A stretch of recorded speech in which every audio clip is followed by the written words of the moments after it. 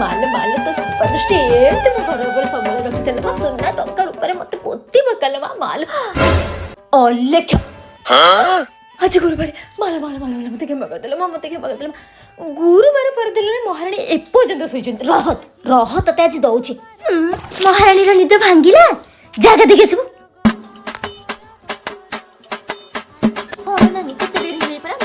ପୂଜା କରି ତୁ ରହ ପାଣି ଦେଇଛି ତା ପୂର୍ଣ୍ଣ ଭଲ କଣ ଯେ ହଉଛି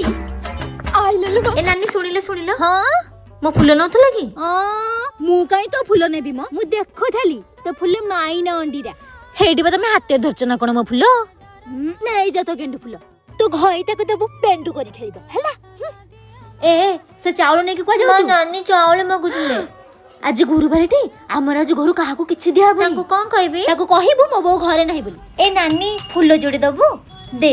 ହଁ ର ମୁଁ ପୂଜା ଲୁଗା ପିନ୍ଧଛି ଟେକିକି ଦେ ହଁ ଏ ବୋଉଲୋ ମଣ୍ଟା ଏଭଳିଆ ବୟସରେ ମୁଁ ଚିତା ପକେଇବି ମହାରାଣୀଙ୍କର ନଖ ଭାଙ୍ଗିଯିବ ଚିତା ପକେଇଲେ କି ପାପ କରିଥିଲେ କି ଜାଣି ଏଇଟାକୁ ପାଇ